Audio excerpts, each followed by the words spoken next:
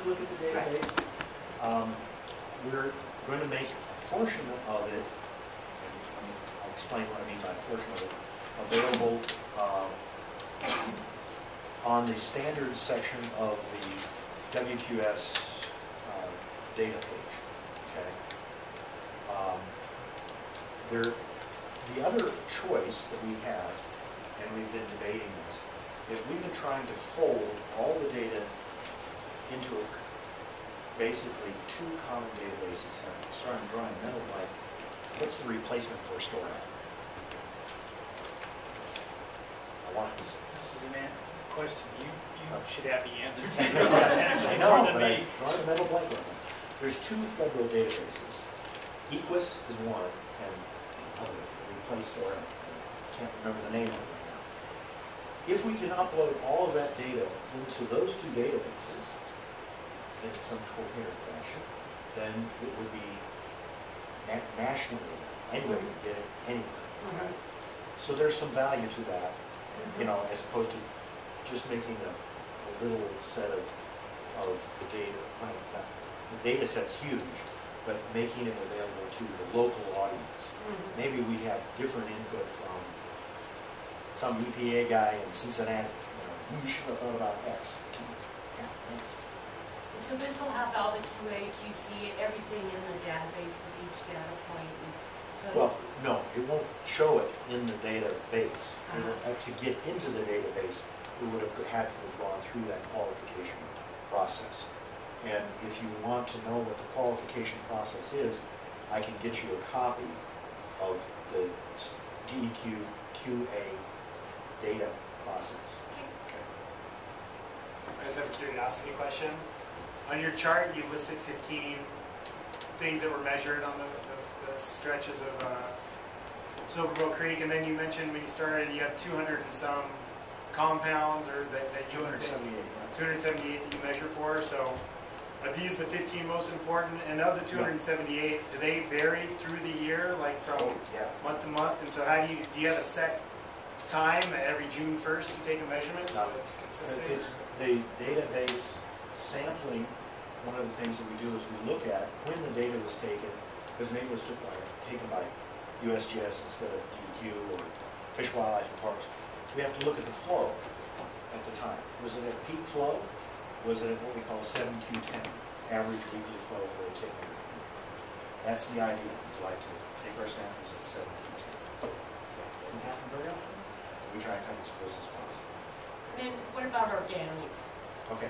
There has been a lot of organic survey work done, particularly by the USGS. Okay.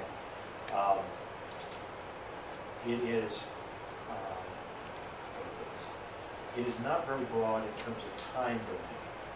Whereas they came in over a 2-year period and collected data. I think it was June, July, or it was July, August, a 2-month window that they collected data over a 2-year period. So the question is, what was it the rest of the time? The answer is, we don't know. Okay. That's with 100,000 data points. So there's always questions that you don't have the answers to. But you'd be looking at like the penta and the diesel and stuff. Yeah. Okay. Yeah. Pentachlorophenol is a standard. We've got a bunch of measurements on that because of the pull treatment plans. So that's a, what I want to call it, required monitoring step. Okay, for the owners of the plant that are doing the remediation. And because they're digging across the street and found that there was pentachlorophenol in the wastewater treatment plant area, they're doing monitoring on it. So there's several parties doing those types of measurements. Where we know there's a problem, the permitting group usually mandates testing on a routine basis, once a month, once a quarter. Is there, you go east from Montana Street back like to Texas Avenue, Barrett tailings and all that? Does that stretch have a classification, or? Going east. That's the Chamber of Commerce. He's talking about the Mitchell program. Yes. Yeah. The old historical. As far as I know, it does not have a classification because it does not have, as of there's a specific date, November 28th, 1975, there was no flow. So it was not considered a water body. That's a date set by the federal government that, okay, guys, you gotta have, by this date, classification of every water body. And that's where those MT numbers come from, or come into play, these things here. Every water body of the state has one of those numbers. Okay? And that section that you're talking about, as far as I know, standing here tonight, does not have a numeric assignment. Yeah. Two questions, Rob. First, when you talked about if you raise the stream classification, then anybody with discharge permit that puts into the stream, when they go to renew their permit, they might be upgraded too. Yeah, yes. How many sources are there that discharge in Silver Creek? As far as I know, there are two.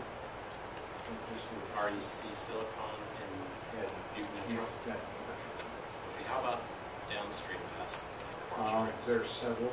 I think in total, throughout all of the upper Clarksville, there's several. And, go ahead.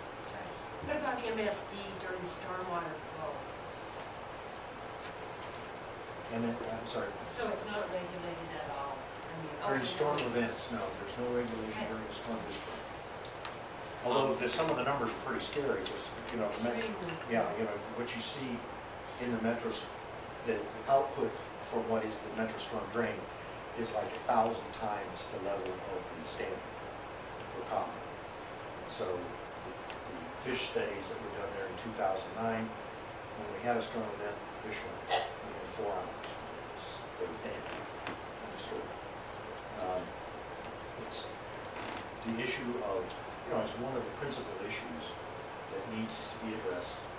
Stormwater discharge on the Silver Belt is a big issue. You reline the drains, you divert everything to treatment. What do you do? Well, BNRC's got some plans on what they think ought to be done.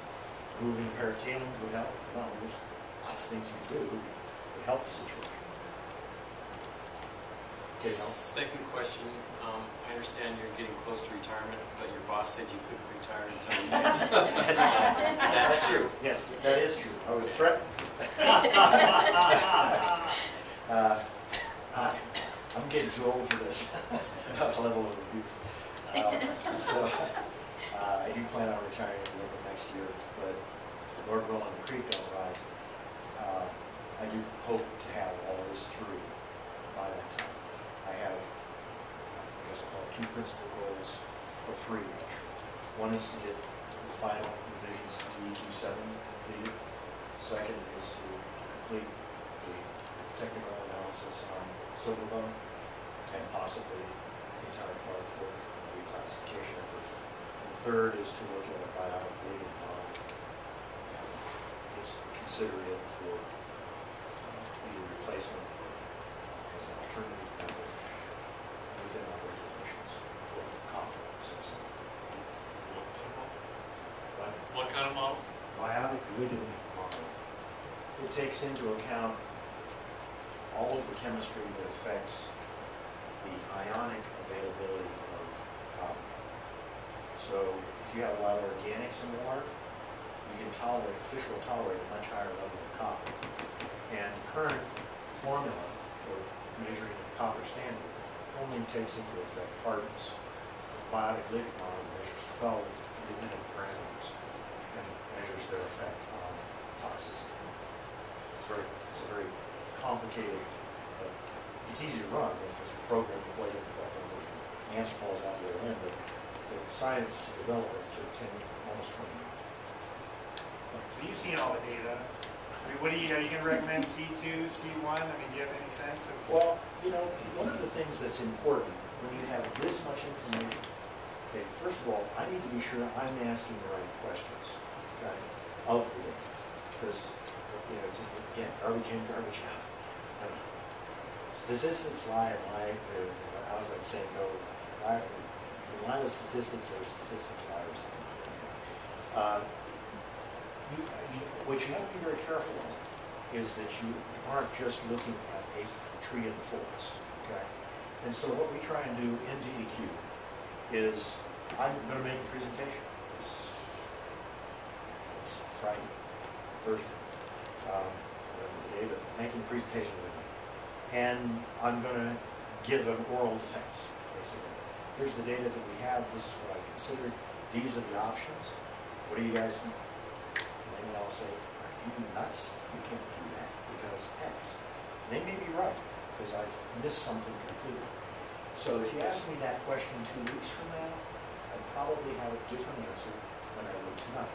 I'll say personally, not the accused position, qualifying myself, personally, my position, because of the potential for the water body would be classified as B1, which is the highest level of protection we can get in the state of Montana. But I've got some holes that I need to fill in. I've got guys out there collecting samples right now, filling the holes. So maybe it'll be altered with that information, or maybe there'll be different considerations that brought to my attention by other members of DEQ with more experience. That's another thing. Montana law is Montana law. And I've been in the department 3.5 years. I've got guys in my department that have been there 23 years, 26 years.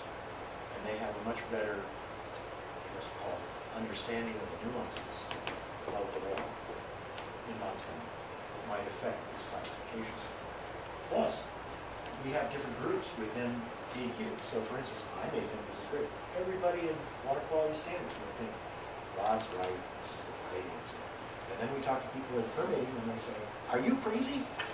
You can't do that. We'd have to rewrite X permits. We'd have this impact on waste permit. We got to bring the wastewater guys in and the remediation guys, right? Let's bring them in. So there's a lot of interplay within DEQ to come to a consensus and a defensible position before we want to go out to the public and say, this is what we think, and here's why. So that's why I spend as much time qualifying my answer as I did. There's my emotional response versus the scientific. You have to try and be as unbiased as possible. That's all I give you insights. Take a personal judgment out of it and make it objective. He has the vision, I have the numbers. Okay? It's a different world, it really is. I love reading visionary documents. Okay? They show the potential. That's one of the things I'm supposed to consider for UA, is the potential of the water body. So it has real value to read those documents and see what their vision of the potential is for that water body. Okay?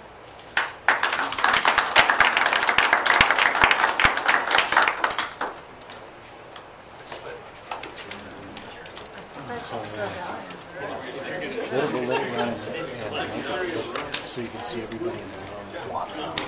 So You can get my TV help out. Yes. Tina. Oh, Tina, okay. I need to, yeah, I'm the county clerk. Yeah. And so, yeah, I'm really interested Just so you're clear of the situation.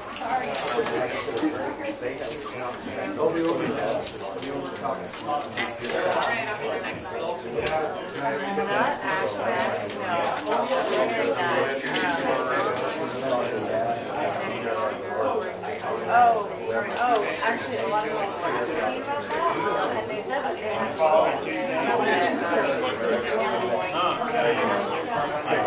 he knows something else. Yeah, I know. you know,